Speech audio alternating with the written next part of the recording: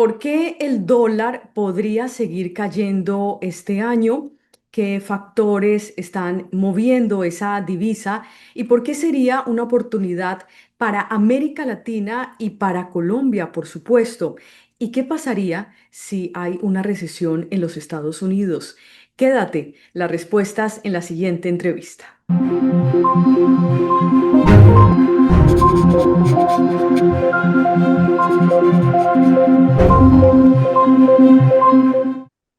Bueno, bienvenidos. Vamos a presentarles entonces a mi invitado a esta hora. Les presento a Felipe Campos. Él es gerente de inversiones y estrategia de Alianza. Sin duda, una de las personas que más sabe del tema, aunque siempre decimos, sabemos lo difícil que es hablar de dólar en el mundo y dólar en Colombia, lo difícil que es pronosticar, hacer ese análisis, pero Felipe es una de las personas que mejor logra interpretarlo. Felipe, ¿cómo te encuentras? Bienvenido. Hola Gina, muy bien. Muchas gracias por esa introducción y muchas gracias por la invitación. Muy contento de estar acá. Bueno, no, felices nosotros de tenerte por acá, Felipe, en este espacio. Vamos antes de empezar, por supuesto, recordarles que se pueden suscribir, que nos pueden comentar y pueden compartir el programa. Ahora sí, entonces, Felipe, comencemos entonces recordando lo que sucedió con el dólar el año pasado a nivel global. Finalmente, de cuánto fue esa caída y esos factores que ustedes siempre están viendo que están presionando siempre la divisa. Sí, claro que sí, mira. Uno siempre, pues que cuando habla de cómo le fue al dólar en Colombia, uno lo parte en pedazos. Siempre dice cómo le fue al tema internacional, después cómo le fue al tema regional, qué tanto Latinoamérica fue atractiva ese año y finalmente cómo van los temas internos. Escuchó mucho el año pasado que decían el dólar en Colombia está cayendo porque el dólar mundial está cayendo. Vemos que enfatizaba mucho la gente que no eran factores locales. Y gran parte tuvieron la razón. El dólar a nivel mundial cayó 10%. Ujú. En la región cayó un poco más de 10, 12, 13 y en Colombia cayó 15. O sea que uno sabe que gran parte de la caída del dólar sí fue internacional, pero hubo otros elementos que fueron sumando. Yo diría que lo que caracterizó el dólar en el 2025 fue el inicio de una desconfianza hacia Estados Unidos, hacia las inversiones en Estados Unidos que de pronto han estado ya muy saturadas, ¿no? Es una década de fortaleza del dólar, y el inicio de lo que yo considero un cambio estructural, un cambio en que el dólar de aquí en adelante va a caer durante muchos años. Yo antes decía, cuando me reunía contigo desde el 2013, ¿no? Tenemos historia bajo el puente, yo decía, cada vez que el dólar baja es para comprarlo, porque va a seguir subiendo, tal vez lo que mucha gente encuentra obvio. Ahora para mí es diferente, para mí cada vez que el dólar sube es para venderlo. Yo creo que la tendencia está cambiando. Pero bueno, eso fue lo que pasó el año pasado, y le debemos un pedazo a lo de afuera y un pedazo a lo de adentro que lo podemos hablar más adelante. Claro, entonces ya miramos entonces Colombia después de empezar a ver entonces esos factores que finalmente terminaron con esa caída del dólar global del 10%, porque además esto también es histórico, ¿no, Felipe? Sí, en realidad es muy pocas veces que uno ve que el dólar caiga tanto, pero Ujú. no solamente eso, sino que llevamos 14 años en que el dólar solo sube. Sube un poquito o sube mucho. Y esto es lo que yo te he contado cuando la gente dice, oiga, es que el dólar, cualquier cosa puede pasar mañana, tal vez eso es cierto, pero el dólar tiene tendencias, el mundo tiene tendencias. Entonces el dólar lleva subiendo 14 años.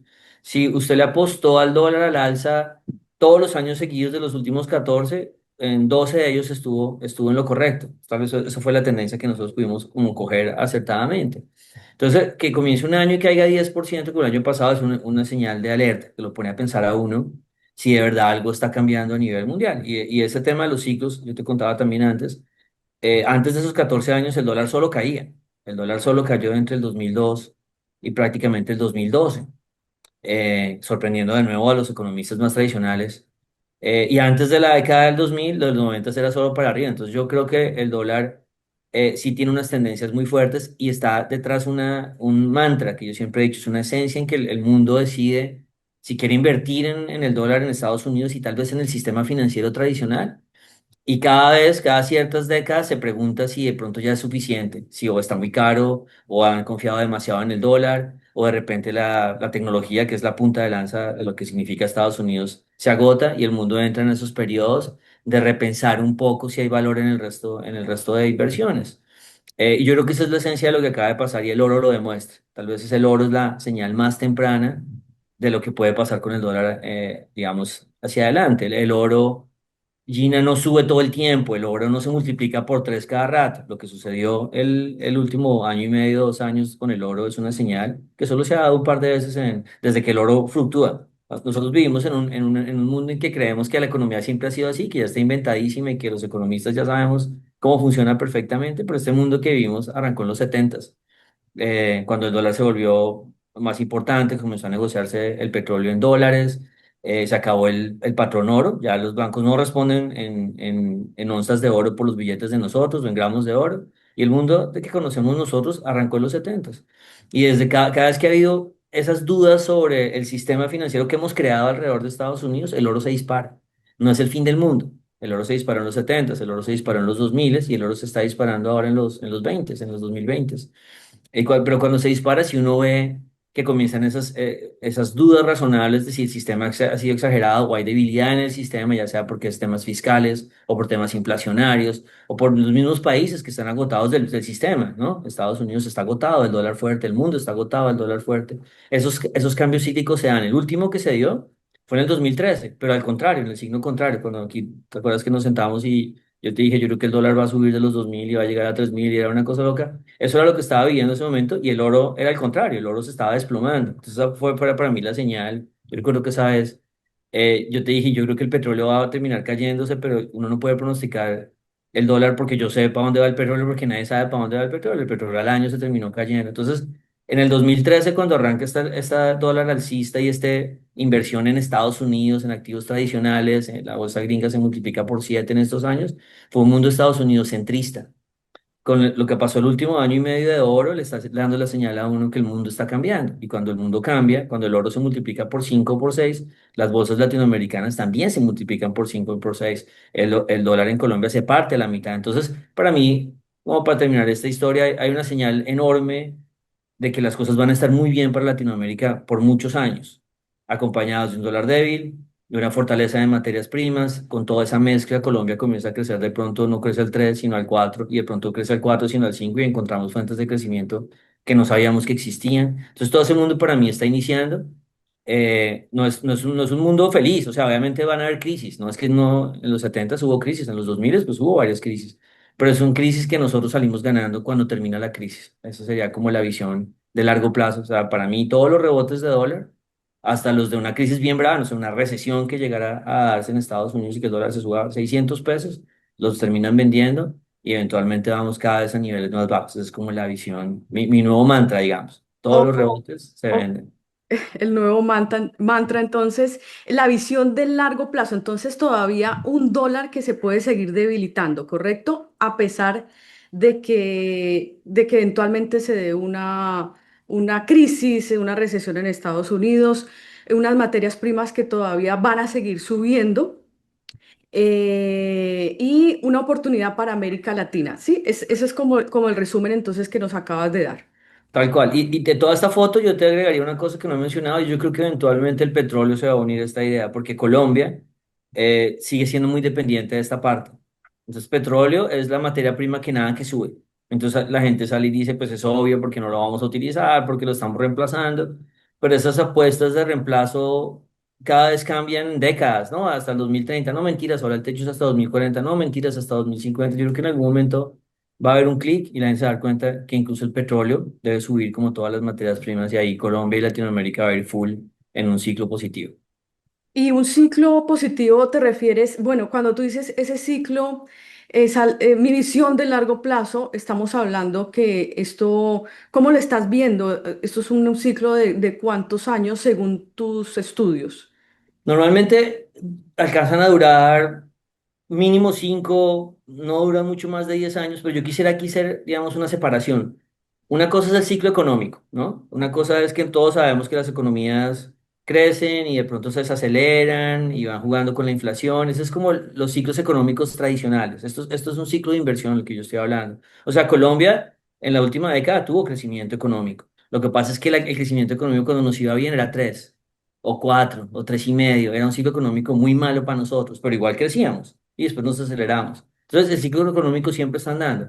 Lo que pasa es que hay ciclos económicos que se cruzan con este mundo que yo te digo, y entonces el ciclo económico existe, pero ya no vamos a llegar al 3 sino de pronto llegamos al 5 a medida que se va. Entonces es un ciclo que es de mucho mayor fortaleza como el de los 2000. En los 2000 Colombia crecía, pero el techo era mucho más alto. Entonces el ciclo económico es una cosa que va a existir, ¿no? O sea, yo creo que vienen 3 4 5 años de crecimiento positivo.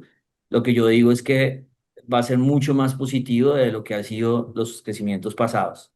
Ok, y aquí también como el paréntesis a propósito de ese crecimiento positivo que tú estás esperando, digamos en el caso de nuestro país, rápidamente, ¿por qué por qué eres tan positivo en ese aspecto, Felipe? Es muy interesante cómo Colombia es un barquito chiquito pues en el mar mundial, ¿no? Y comienza uno a ver este mundo nuevo, este nuevo mundo, cómo se comienza a trasladar ya a los números económicos, porque es difícil cuando uno habla, ¿no? El oro y la tecnología y un montón de, ¿no? Cosas que suenan muy místicas, Ujú.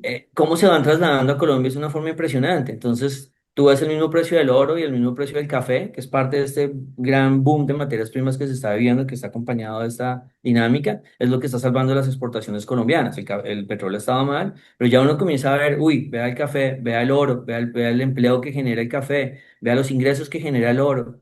Y comienza uno a ver que este cambio mundial comienza a pegarle al crecimiento económico colombiano. El dólar. A medida que el dólar en el mundo cae y cae en Colombia, entonces de repente el endeudamiento de Colombia ya no es el que era antes. Entonces, no, el pronóstico era 65% de sobre el PIB, no, ahora es 63 o 62 o debajo de 60. Esas dinámicas comienzan a alimentar y comienzan a retroalimentar a Colombia.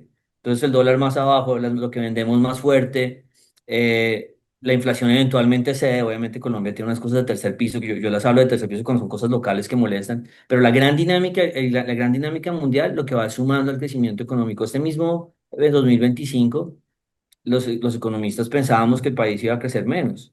Y es porque llegaron fuentes de crecimiento económico por vía más que todo por las materias primas que no se esperaban. Pues, que el café haya hecho esa multiplicación, ¿no? Las exportaciones se dispararon. Estaba leyendo un dato, incluso el tema del ganado, ¿no? Que la ganadería está haciendo récord en exportaciones en Colombia. El precio de la carne está disparado, es vertical, igual que a nivel mundial, igual que el oro. Entonces, se comienza a filtrar vía las exportaciones, comienza a ayudar vía el dólar también. Colombia deja de ser un país endeudado. El consumidor colombiano se vuelve muy fuerte, eh, porque entonces a nosotros ya nos alcanza la plata para consumir afuera mucho más, y el gran consumidor es el que jala el ciclo económico. Entonces todo se comienza a retroalimentar y comenzamos a crecer cada vez más. Encontramos una fuente de crecimiento que lástima que sea externa, lástima que tengamos que depender de esos ciclos, pero es súper bienvenida para en este momento que no hay motores de crecimiento. Ujú. Bueno, ok, entonces entendido. ¿Algo más que decir ahí del dólar global o miramos un poquitico a la región antes de entrar entonces de lleno en Colombia? De repente, uno a veces, como dice, ¿dónde queda digamos, dónde están las discusiones del día a día de los economistas? Porque esta es una visión muy de largo plazo, que ha dado muchas señales muy interesantes el año pasado, pero entonces uno dice, ¿dónde queda Donald Trump? ¿O dónde queda la Fed? ¿O dónde quedan estas cosas del día a día?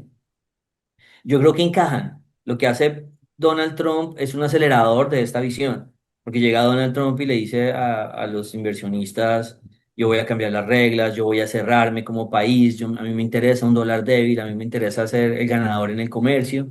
Son un montón de elementos que debilitan a Estados Unidos como centro del mundo. Cuando el dólar baja, pues el PIB que agrega Estados Unidos al mundo comienza a ser mucho menor que el del resto del mundo, porque el resto del mundo mide sus PIBs en sus monedas locales. Entonces, el oleaje cambia completamente. Donald Trump está obsesionado con el comercio, pero tal vez no se da, bueno, sí se da cuenta, pero no le importa, le parece que lo esencial es el comercio, no se da cuenta que Estados Unidos provee al mundo de todo el tema financiero. Si tú quieres ser más fuerte en comercio, vas a sacrificar tu posición financiera en el mundo. Entonces, Donald Trump está acelerando esta dinámica, está generando que la gente busque inversiones afuera de Estados Unidos y comience a encontrar valor que ha estado estancado más de una década. Las bolsas europeas llevan más de una década sin dar plata, igual las latinoamericanas.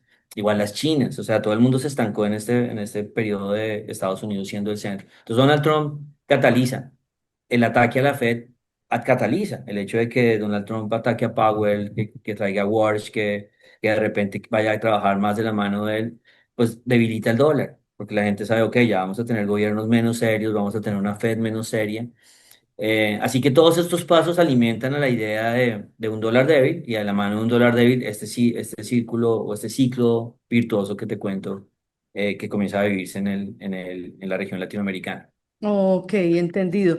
Aquí también un paréntesis, Felipe, ¿cómo recibió el mercado esa nominación que tú nos estabas contando del próximo presidente de la Reserva Federal? Porque en ese momento como que se estaba esperando a alguien que fuera más de la línea de Trump, de bajar tasas y resulta otra persona como distinta. Eso fue digamos, una muy buena jugada. O sea, obviamente Donald Trump es una persona que toma decisiones siempre muy pensadas. Eh, para sus objetivos. Y Ujú. Walsh es una persona que cumplía dos cosas muy particulares. Una, que tiene un historial cuando estuvo en la Reserva Federal de luchar contra la inflación. Entonces es como una etiqueta que le da independencia. Dice, no, este tipo va a defender al país contra la inflación, no va a ser digamos, lo que diga el gobierno que haga va a ser independiente. Entonces esa etiqueta le caía muy bien al gobierno. ¿Por qué? Porque en esa época, entre el 2005 y el 2011, Walsh estuvo en la Reserva Federal y fue, digamos, hasta el último momento estábamos en plena crisis subprime y la inflación gringa estaba al uno, las tasas estaban al cero y él seguía diciendo que le preocupaba la inflación. Entonces él tiene esa imagen. Ahora, si tú me preguntas, para mí es una imagen también de alguien que se equivocó con la inflación, que estuvo preocupado cuando no debería. Pero eso le quedaba bien al gobierno. Entonces la lógica es, cuando este señor llega a bajar tasas es porque está supremamente convencido de que sí se puede, de que la inflación no es un problema. Mm.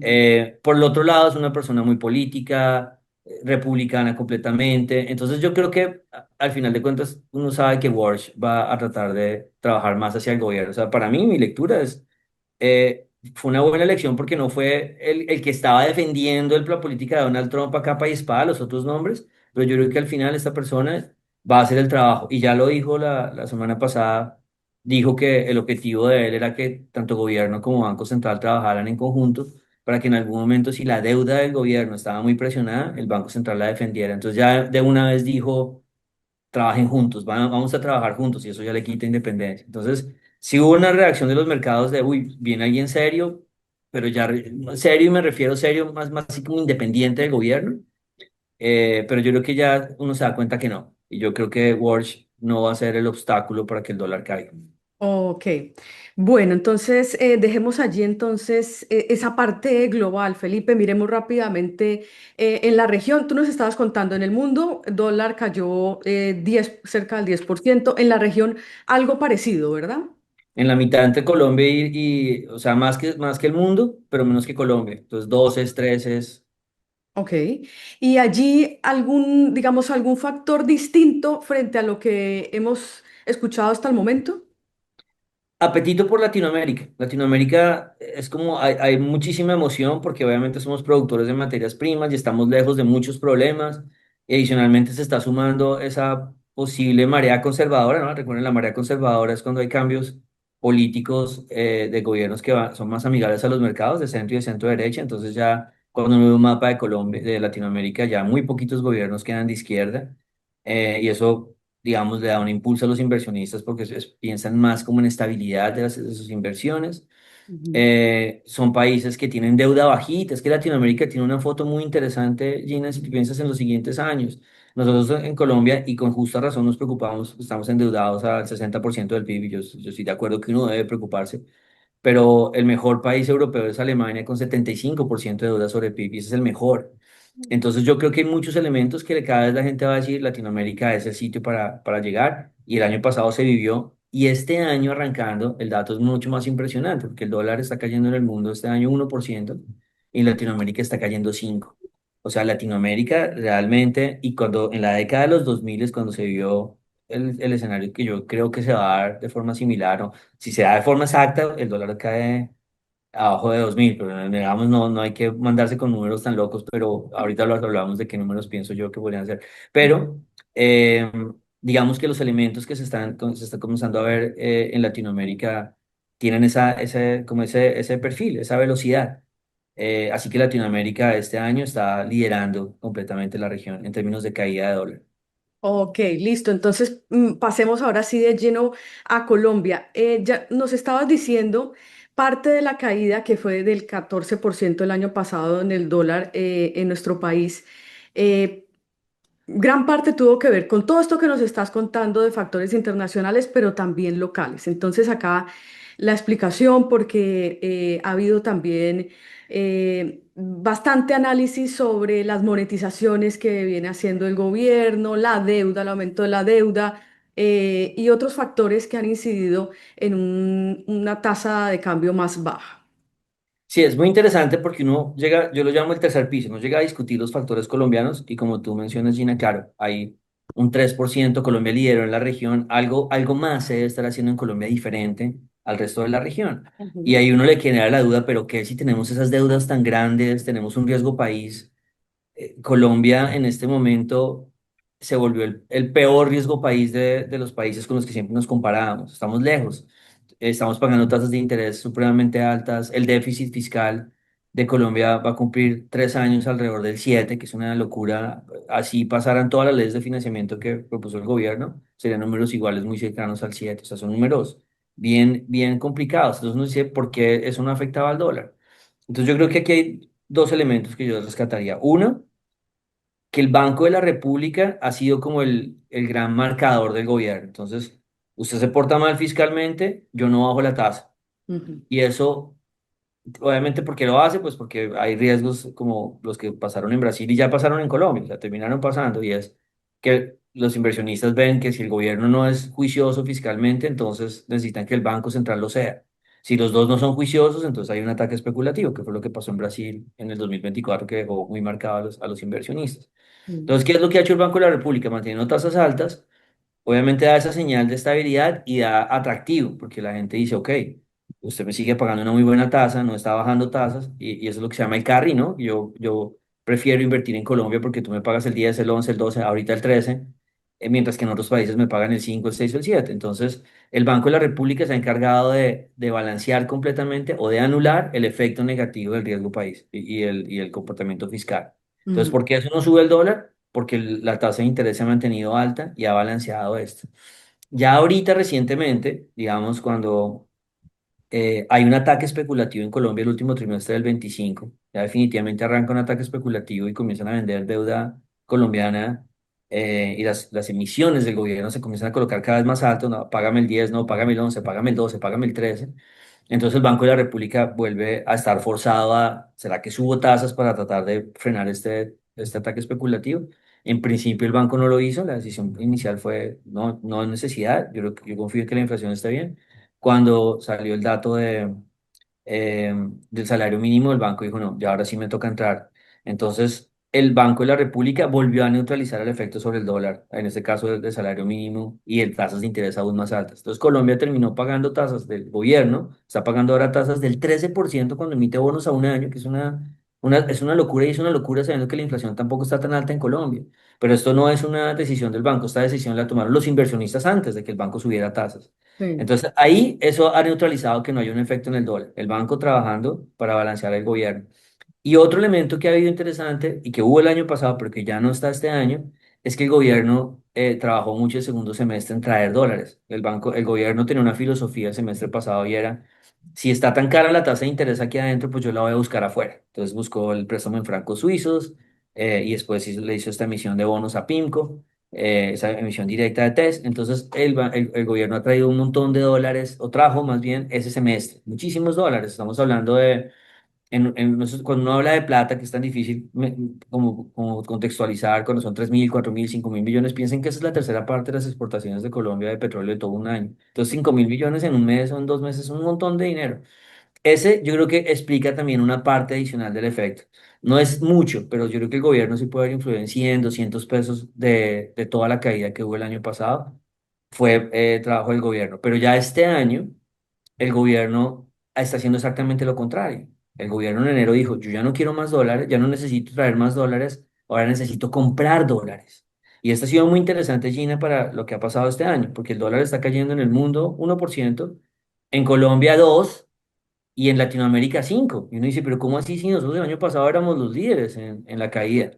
Y yo creo que esto es totalmente por las compras del gobierno. El gobierno desde el 22 de enero está comprando a manos, a dos manos, y él mismo lo dijo, y dijo además, miren lo que he comprado, y además cuando me entren las utilidades del Banco de la República, y cada año el banco le manda unas utilidades que es un montón de plata, como 14 billones de pesos, también las voy a usar para comprar dólar. Entonces el gobierno cambió su papel. El año pasado era de presionador del dólar a la baja, y este año es de defensor del dólar.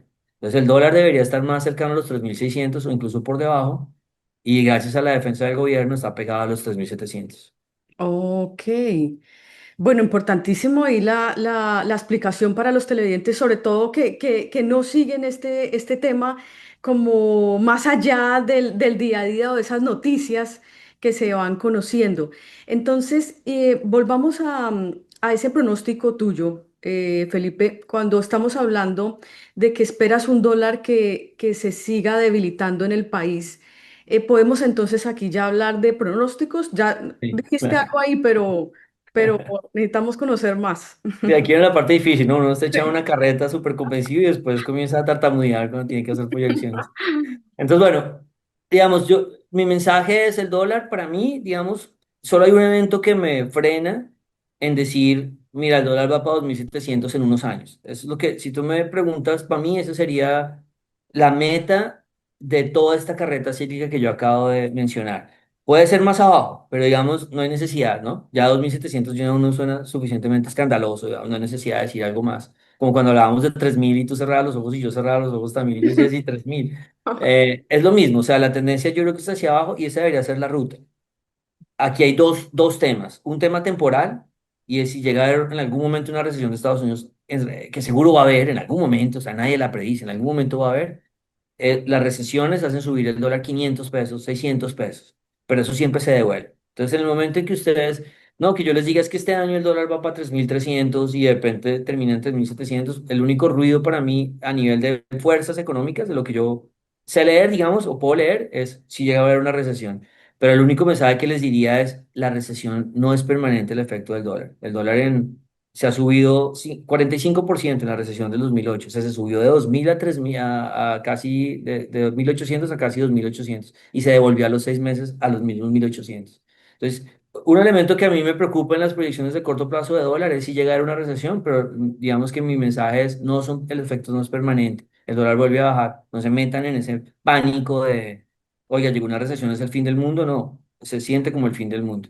Y el otro evento que sí es más estructural y más difícil para mí es las elecciones, porque llega el tema político y por más de que, aquí yo obviamente tengo unos sesgos, pero uno, por más de que se meta, que si es bueno o malo para el país un gobierno o el otro, uno sabe que uno es más amigable para los inversionistas que otro, digamos, es lo que se siente, o por lo menos un gobierno va a hacer fracking y el otro no, cosas que se saben que implicaría muchísima inversión para Colombia si la hay o si no la hay.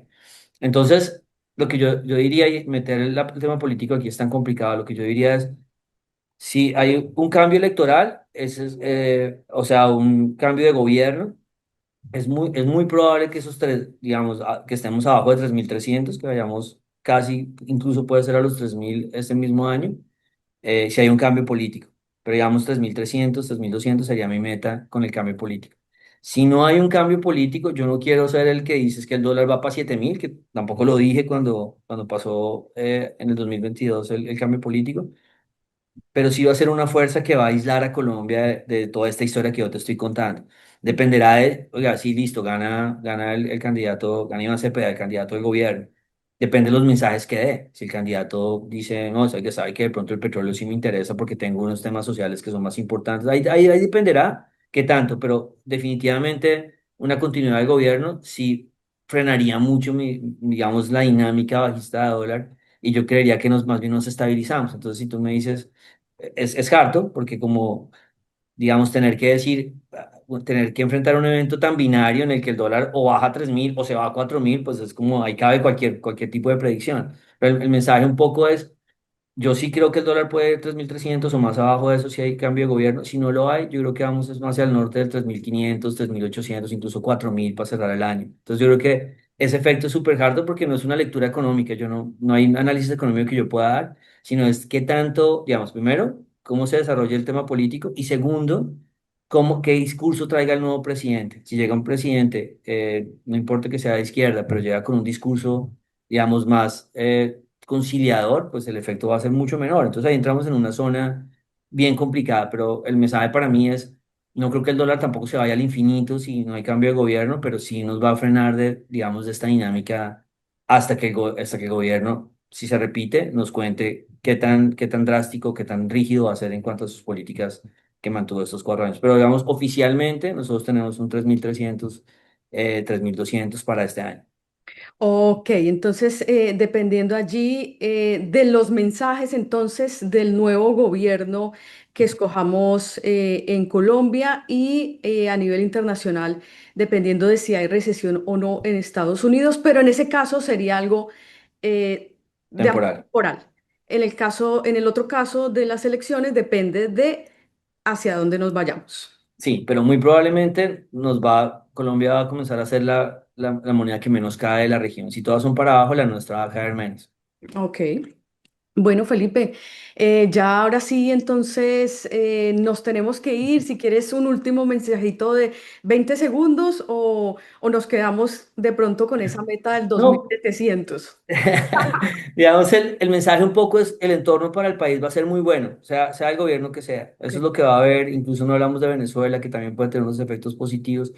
Pero obviamente depende de las decisiones del próximo gobierno, se va a potenciar mejor ese mundo que vamos a vivir. Pero yo soy muy optimista del entorno que va a enfrentar Colombia los próximos años. Bueno, Felipe, como siempre, un placer, qué bueno escucharte. Gracias por explicarnos todos estos temas de esa forma pues tan amena, tan informada, tan profesional. Muchas gracias. Super Gina, no, aquí a la orden y espero que nos veamos pronto. Claro que sí, a ustedes también. Muchas gracias por estar con nosotros en este nuevo espacio. Los invitamos a que se suscriban a este nuevo canal, también a que comenten, que compartan. También nos pueden enviar allí sus sugerencias de temas y esperamos que hayan disfrutado esta entrevista. Hasta la próxima.